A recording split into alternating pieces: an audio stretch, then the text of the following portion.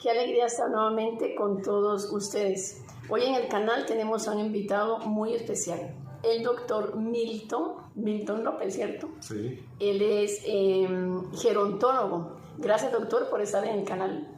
Con gusto, hermana. Y realmente si puedo ayudarle en algo y para la audiencia, sobre todo pensando por el bien de nuestros adultos mayores, es una cosa muy importante. Cierto.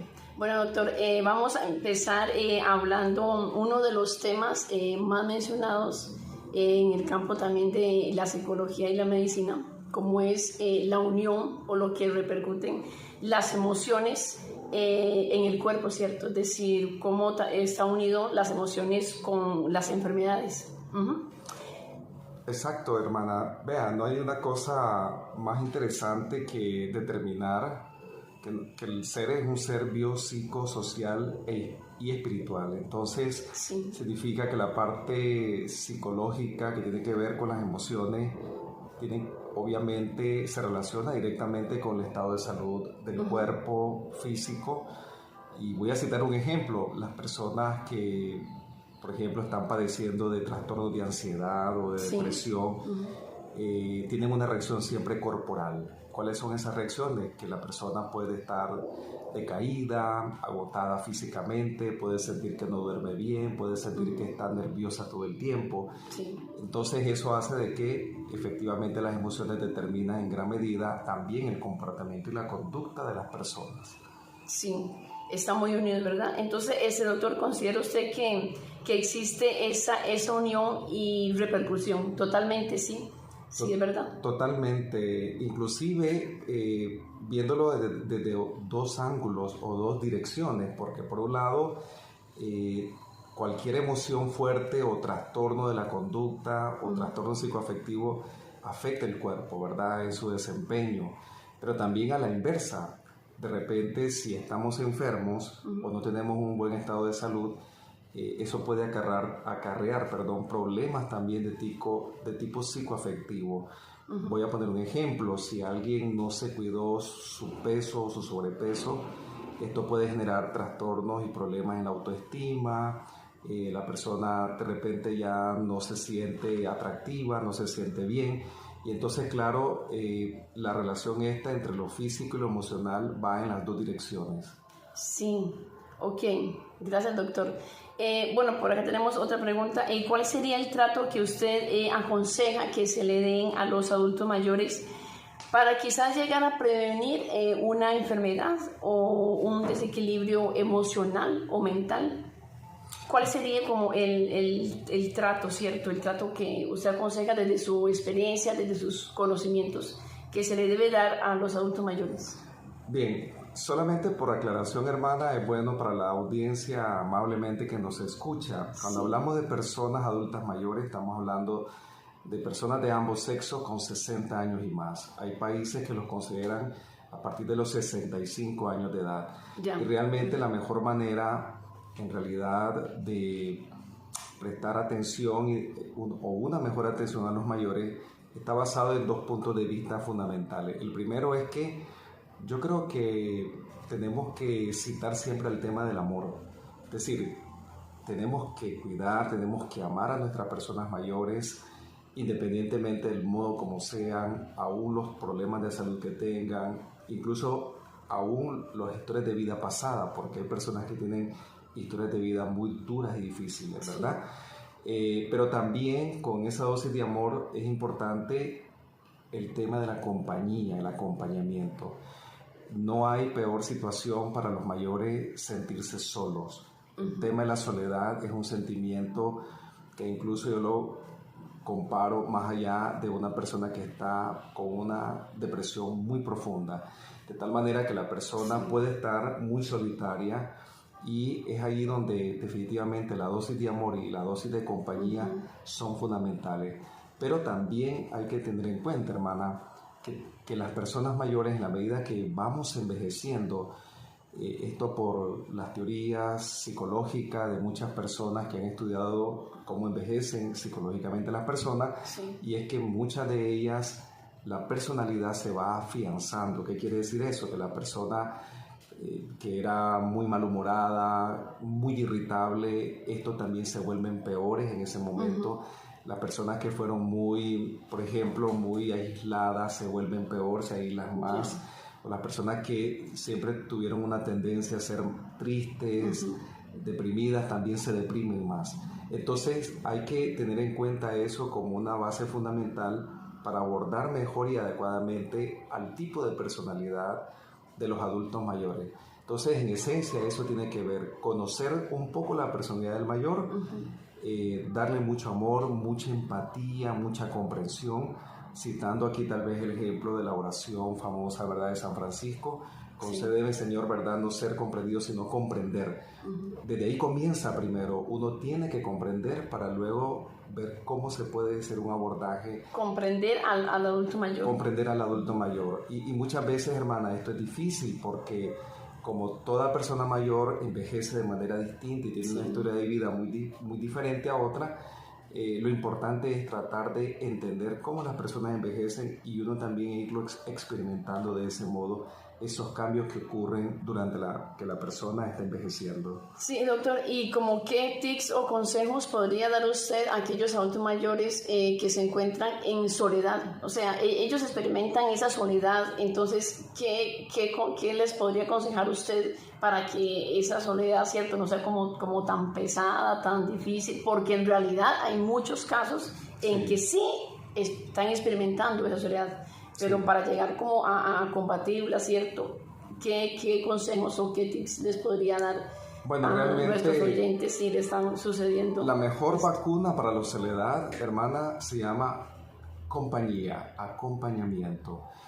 Y muchas veces, aunque la persona mayor no sea de nuestra incumbencia o no sea de nuestra familia, tenemos que buscar a nivel de la comunidad, del barrio donde vivimos, tratar de ver si visitamos en algún momento a los abuelos y abuelas que viven cerca de nuestras casas, por ejemplo, o lo que hacen en algunos barrios, por ejemplo acá, que pueden hacerles piñatas, algún encuentro con personas adultas mayores, porque lo importante, hermana, siempre es dar a entender que una persona mayor sigue siendo igualmente útil, sigue siendo una persona que no por ser mayor vamos a denigrarla o la vamos a apartar o la vamos a considerar como una persona descartable. No, al contrario.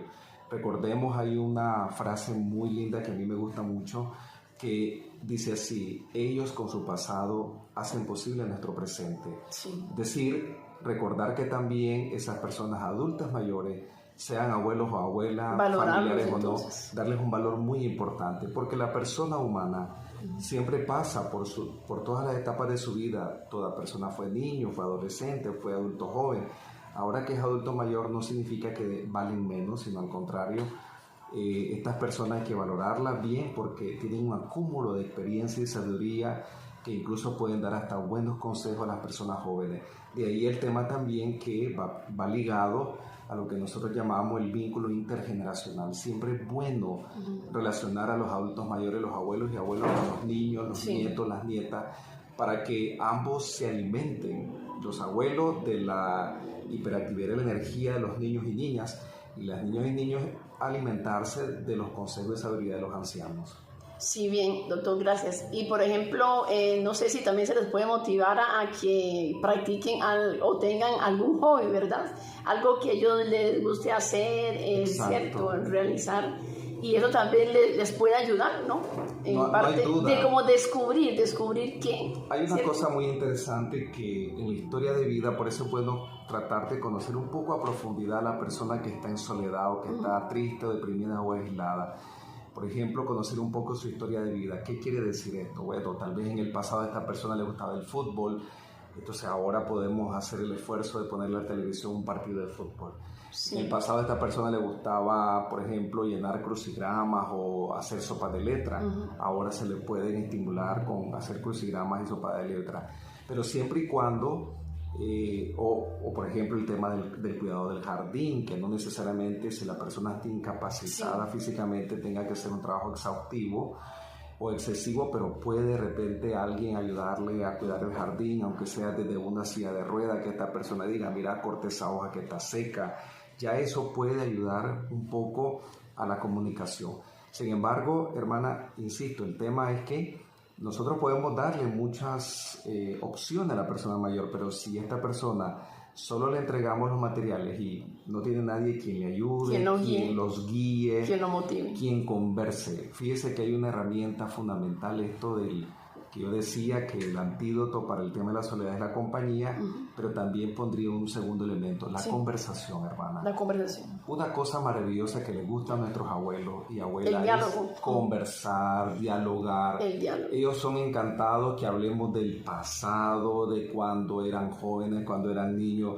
Eso es lo que nosotros llamamos historia de vida, y eso también llena mucho, porque como dicen ahora los nuevos consejos, vivir es recordar, recordar es vivir, perdón. Entonces, claro, todo eso aviva aquel pasado que tal vez fue un pasado hermoso para la persona mayor, y eso genera mucho la conversación y el diálogo, incluso hasta risa puede uno tener de recordar viejas anécdotas divertidas.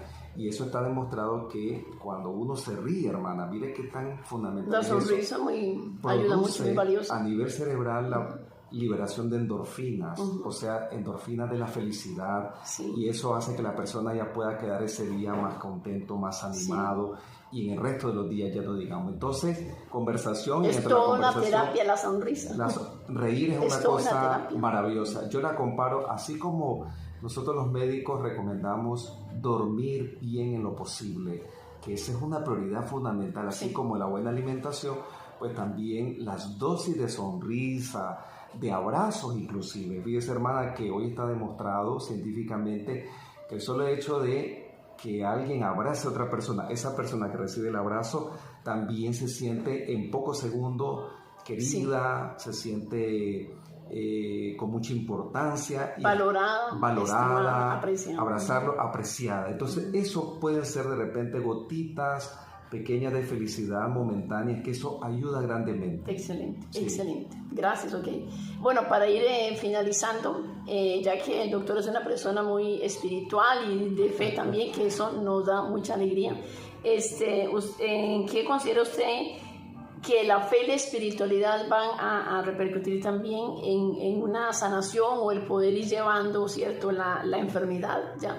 La enfermedad o un trastorno X? Es decir, el hecho de que la fe y la espiritualidad ayudan a la persona, ¿usted considera que sí? Totalmente importante. A la audiencia le digo que cuando se han hecho algunos estudios de investigación, vean qué interesante, donde ponen grupos de personas enfermas que, por ejemplo, practican una religión, ¿verdad? Y lo comparan con otro grupo de personas enfermas que no practican religión. No llevan a cabo una espiritualidad, ninguna ¿cierto? espiritualidad, correcto. Entonces, se ha visto que a lo largo de los meses, los que tienen una creencia o una espiritualidad, ya no digamos en el caso nuestro con los católicos, que tenemos mucha fe y la alimentamos todos los días, se ha visto que estas personas realmente conllevan y afrontan mejor el sufrimiento, afrontan mejor la enfermedad, sonríen incluso un poco más que aquellos que no tienen a nadie.